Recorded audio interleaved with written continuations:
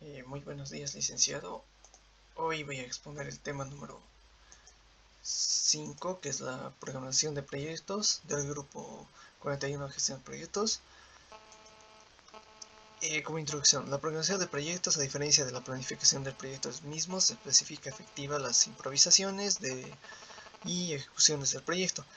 En este tema estamos viendo, no, se ve una vez ya del tema número 4, la planificación que vimos del método CERT, CPM, PERT, ROIT y Gantt. Hemos visto su planificación, ahora debemos ver cómo cómo se debe programar los proyectos. ¿Qué métodos de segregación tenemos? Desagregación por productos y desagregación por tareas. Desagregación por productos, como ejemplo, podríamos poner un colegio, sus canchas deportivas o más bien los gimnasios, podría decirse. También podría ser un laboratorio o una sala de computación.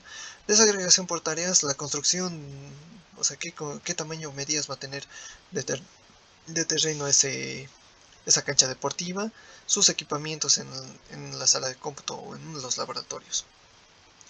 ¿Cómo ordenar y presentar la información? Tenemos la desagregación de proyectos en actividades, la cual es el tiempo determinado, las actividades deben finalizar, o sea, tienen un tiempo determinado y qué tiempo van a concluir. El diagrama jerárquico, la forma para representarlo es la forma gráfica de la segregación de un proyecto. Se representa de forma horizontal en rectángulos. Se asigna, digamos, o sea, desde el jefe, que sería el más importante, hasta la parte más, hasta, el, hasta la parte más significante del proyecto, digamos. La tabla escalonada, construir una tabla que indica las actividades en secuencias en un tiempo determinado, en menores cantidades, podría decirse. También se puede decir de que esta tabla escalonada se representa por sangría izquierda orden jerárquica también, pero se divide en subtítulos, digamos, A1, A2.1, A1.1, A1.1, A1, 2.1. El EDT genérico. EDT genérico, o también conocido como EDT clásico, muestra cómo dividir un entregable del proyecto. Un ejemplo de esto podría ser, o sea, del proyecto, o sea, qué cosas se van a entregar, sus actividades que van a cumplir, las fases mayores, o sea, las fases mayores que va a requerir el proyecto, o sea, asignándole sus tareas, una tarea, sus actividades que debe tener. Por línea de tiempo, el orden de trabajo que debe ser desarrollado el proyecto, o sea, o también asignado la tarea, tiene que ser determinado el tiempo de trabajo, ya que por lo cual, digamos, si digamos, el tiempo del trabajo tarda demasiado, el proyecto saldría, no, más bien, o sea, tienen un límite de tiempo determinado, o sea, se pone la asignación de ese trabajo, tiene su respectivo tiempo. Entregables entregables ya sean producidos por el proyecto.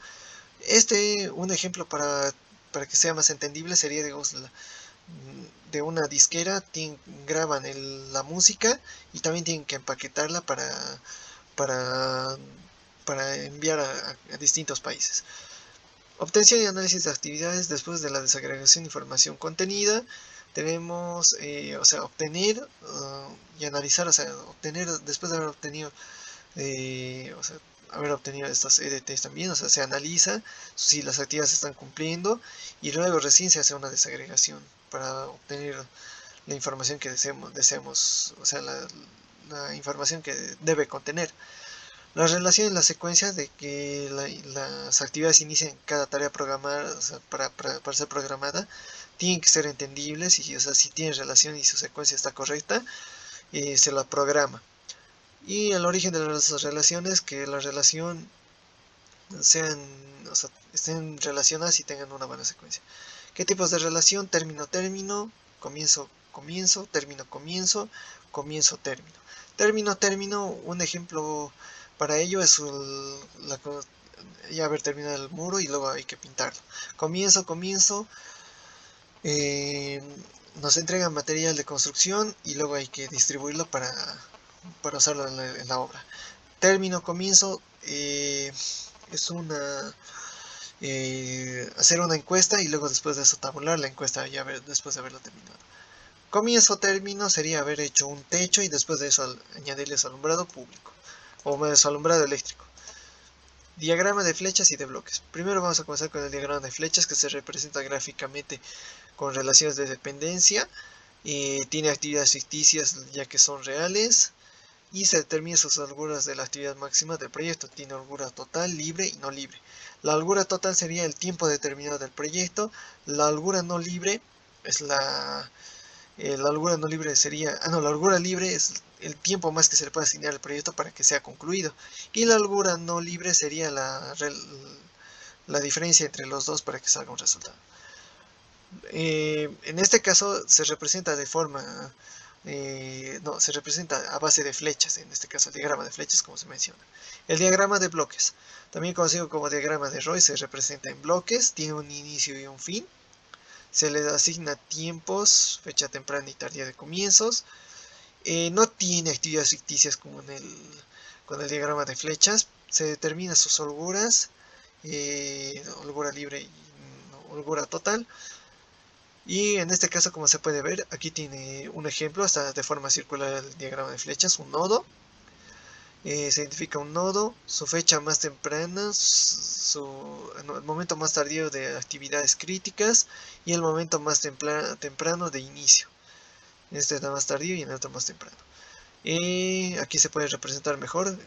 Se está mostrando por diagrama de flechas. Tiene su ruta, no tiene su actividad ficticia. ¿Cómo se puede detectar eso?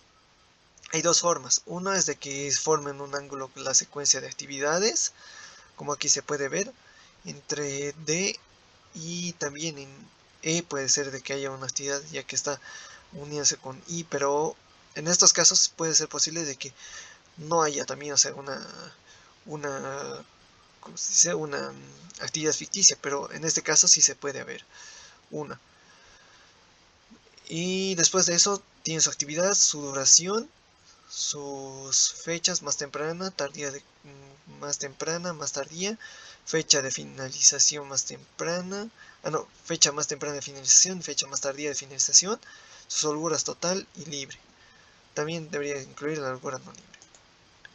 Y aquí está el otro método que, o sea, para demostrar, antes de pasar al diagrama de Roy, para hallar otra actividad ficticia, es de que dos nodos, o sea, se enlacen en uno solo y ahí existe una actividad ficticia.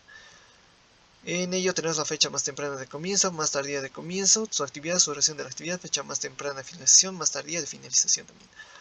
Como aquí se puede ver, tiene un inicio, no hay actividad ficticia en el diagrama de Roy o en el diagrama de bloques como se menciona. Tiene su fin y para calcular se muestra de esta forma su cálculo de las holguras, su nodo, todos sus nodos, su duración, su fecha más temprana, su fecha más tardía de comienzo y sus holguras. Pasando ya al tema número 6, que es asignación de recursos y minimización de costos. Tiene un procedimiento general en la asignación de recursos, lo cual es, o sea, se hace un procedimiento específico para asignar los recursos, o sea, cuántos recursos se va a asignar a ese proyecto, qué pasos legales también tiene que tener ese proyecto. Nivelación de los recursos materiales y humanos es de que debemos optimizar los recursos humanos, o sea, en la mano de obra que sean menos costosos, los recursos materiales sean baratos pero sean de calidad. Nivelación de recursos financieros que sean menores, o sea, menor cantidad de recursos que el cual vamos a gastar en el proyecto, pero que maximicen nuestras utilidades cuando el proyecto esté terminado. Minimización de costos, o sea, como he mencionado, o sea, reducción de los costos, ya sea en los recursos materiales humanos, optimizando también el tiempo muerto. Los costos de proyecto serían los costos directos y los costos indirectos. Los costos de proyecto serían la mano, o sea, los recursos materiales, la mano de obra, los equipos más que todo, Lo cual es que si mayor son los recursos materiales y humanos, más costosos hacen, pero si son menores, son menores costos recursos humanos.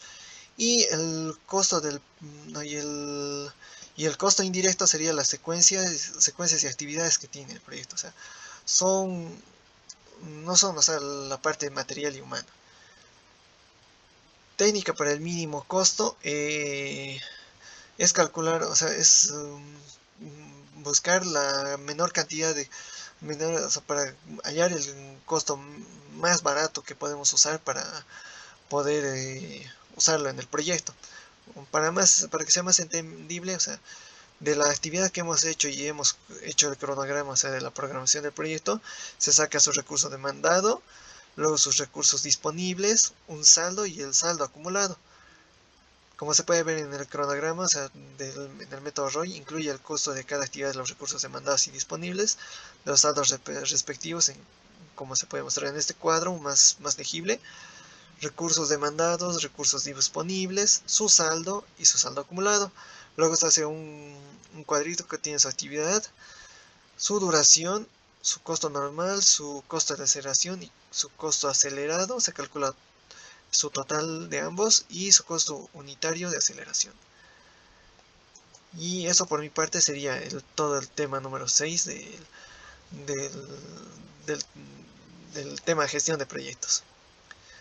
Hasta luego.